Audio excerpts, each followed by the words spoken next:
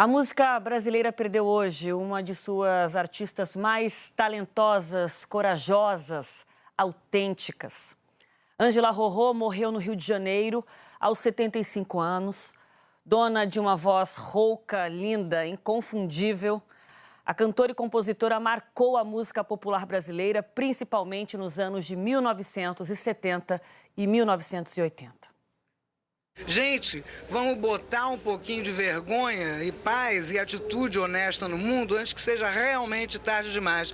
E se for tarde demais, eu quero que esse arquivo seja visto futuramente pela raça herdeira do nosso planeta, as abelhas.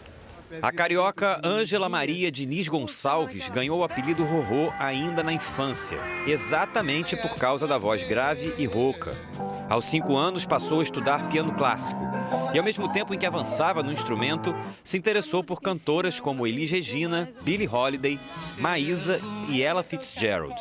Ângela Rorô chegou a trabalhar como faxineira e garçonete em Londres, antes de virar cantora profissional. Não queria assumir realmente nada, nenhum compromisso com disciplina, com horário, com a máquina, né, dita feroz e monstruosa. Eu acho que eu realmente estava com um certo medo emocional de me entregar. Não tire da minha boca esse beijo, nunca confunda carinho e desejo. Beba comigo a gota de sangue final. De volta ao Rio, chamou a atenção das gravadoras com os shows que fazia nas casas noturnas da cidade. Foi contratada e gravou o primeiro álbum em 1979 e já com grande sucesso. Amor, meu grande amor, não chegue na hora marcada. Assim como as canções, como as paixões e as palavras. Ao longo da carreira, gravou mais de 20 discos. Ficou conhecida pela ironia, pelo senso de humor e pela franqueza. Existe, olha, um susto na plateia. Sim, eu sou gay. Mas também pelos problemas com álcool e drogas. Ainda teve uma experiência como apresentadora de TV comandando o talk show Escândalo no Canal Brasil, programa batizado com o mesmo nome da canção que Caetano Veloso compôs em sua homenagem.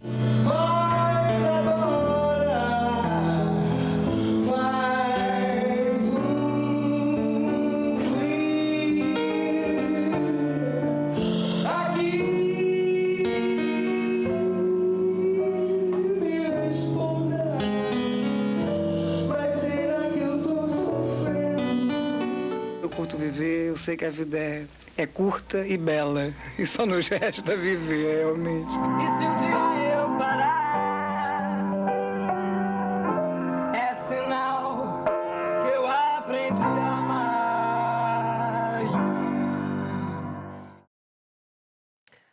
Vamos falar um pouco sobre ela, um pouquinho mais, né? Merece um tanto, né, gente, do nosso carinho, da nossa lembrança, do nosso tributo agora, pós-morte. O J10 recebe o pesquisador e professor de cultura brasileira da PUC do Rio de Janeiro, Miguel Joste. Miguel, que bom ter você aqui no Jornal das 10, seja mais que bem-vindo. Eu fiquei hoje, ao longo do dia, ouvindo novamente algumas músicas clássicas da Ângela Rorô, botei o fone de ouvido e... Compasso, que é a minha preferida, né? Fiquei arrepiada, depois eu vi Amor, Meu Grande Amor, e pensei como é que uma mulher compôs tanta coisa maravilhosa, já era uma compositora incrível e ainda uma baita intérprete, né? Com aquela voz, uma coisa que, assim, você não consegue achar nenhum parâmetro próximo, né? Do que era aquela voz da Ângela Rorô. E ainda era uma revolução no comportamento, né? Uma mulher que revolucionou muita coisa no comportamento pessoal também. Como é que você definiria Ângela Rorô? Como é que a gente pode situar o tamanho dela, da obra dela, para a cultura brasileira? Bom, boa noite, Aline. Prazer falar com você, para falar com todos os assinantes da Globo News. Acho que algumas palavras e algumas dicas você já deu no momento que chamou a matéria, né? Uma autenticidade, algo muito pouco comparável, assim, tem muito pouca coisa próxima da Ângela, assim. A gente consegue reconhecer nela muitas influências, a gente pode falar delas, mas esse gesto autoral, essa assinatura particular, que está na melodia, que está na forma de cantar, que está no jeito de tocar dela, que está numa performance no palco de muito bom humor e uma contadora de histórias incrível, assim. É muito importante a gente celebrar essa artista, assim, celebrar muito hoje. É claro que a gente está muito triste e lamenta, né?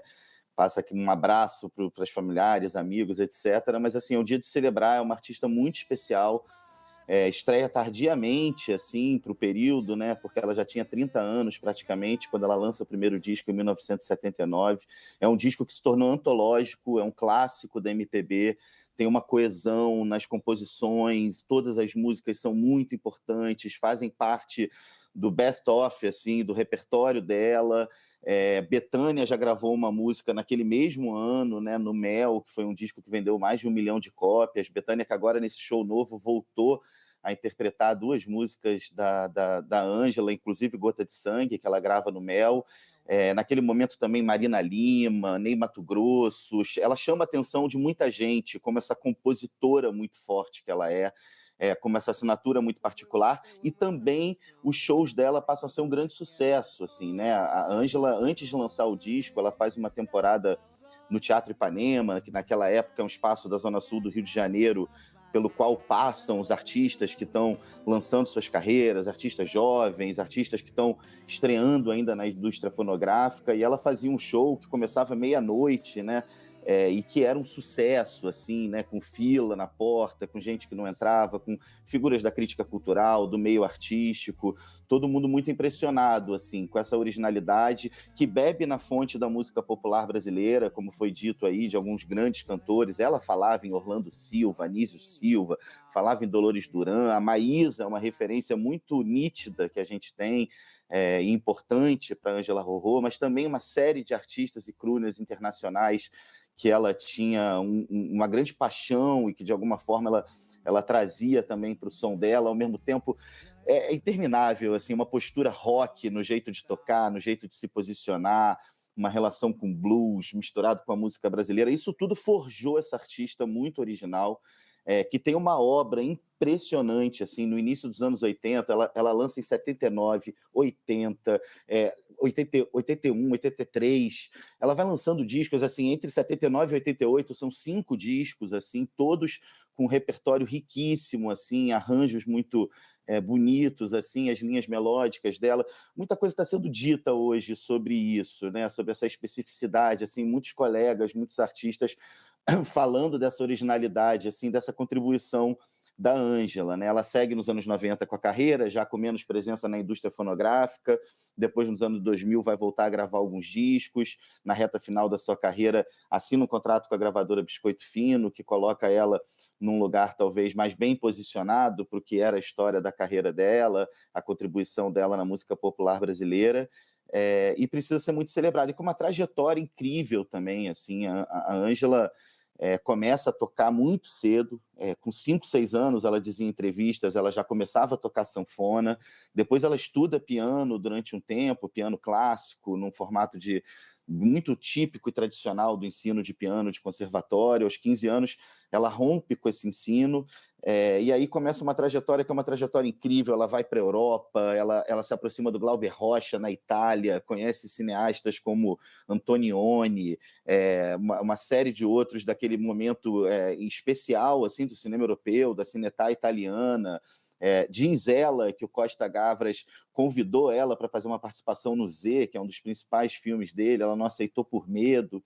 Depois ela passa um tempo em Londres, né? Tem uma contribuição com o disco Transa, ela grava uma faixa de Transa junto com Caetano Veloso, que é um disco que se tornou consagrado dentro da trajetória do Caetano. E ao longo dos anos 70, depois que ela volta para o Brasil, ela ainda demora a gravar um pouco, tem uma participação importante num festival organizado pelo Nelson Motta, que é um grande incentivador dela da carreira naquele momento. Isso é mais ou menos 1976, mas é só em 79 que ela chega com esse disco que tem como título o próprio nome dela, e um conjunto de faixas que tem muito impacto no que se produzia naquele momento. É muito interessante o ano de 79, ele é reconhecido por muita gente que estuda, que pesquisa a música brasileira, como um ano muito importante de emergência de compositoras, mulheres que, além de intérpretes, eram também compositoras. Você tem o lançamento do primeiro disco da Marina Lima, da Fátima Guedes. Um pouco antes você já tinha Sueli Costa, que era uma compositora importante. A Rita Lee já era alguém muito... já tinha um protagonismo dentro do mercado e da indústria fonográfica, mas ainda não era um conjunto tão grande de mulheres compositoras, né? Você tinha grandes intérpretes, super autorais, claro, né? Vozes incríveis da música brasileira que a gente tinha naquele momento, todos conhecemos, como Bethânia, como Gal, Elis Regina e todas as anteriores também, mas esse é o momento das compositoras, a Joyce também, e a Ângela traz isso, né? Essa coisa que tem a MPB, que remete ao samba-canção, que tem o blues, que tem o rock, e essa coisa do show, né? Da forma como a Ângela se posicionava no show, isso desde os primeiros shows dela. Ela era uma grande contadora de história. Isso é uma coisa que hoje em dia a gente vê menos na música, assim, um artista que entre as canções conta as histórias, diz como é que foi aquela composição. Ela tinha um humor escrachado que era muito sedutor no palco, assim, então as pessoas se divertiam escutando as histórias de amores e desilusões e de amores que deram certo, que deram errado, assim. Ela era uma cantora muito passional, né? Ela tinha uma poética, uma letra de música muito passional, assim, também com uma marca que remete a uma canção popular brasileira lá de trás, quando tinham compositores como Lupicínio Rodrigues, que falavam mais dos temas das desilusões amorosas de forma muito exacerbada, com o coração rasgado, né? A Ângela estava nessa linhagem dos compositores brasileiros que traziam um pouco esse lugar para a nossa canção, que muitas vezes é muito solar, né? É uma poesia muito aberta, assim. A Ângela trazia para esse outro lugar, apesar dela sempre dizer que era muito alegre também, né? No disco de 83, ela escreve no encarte sobre a forma como ela fazia conviver dor e alegria na carreira dela, na obra dela, nas composições dela. E acho que isso a gente vê muito quando a gente olha esse arco, essa trajetória longa dessa produção tão autoral, tão significativa e tão importante para a música popular brasileira.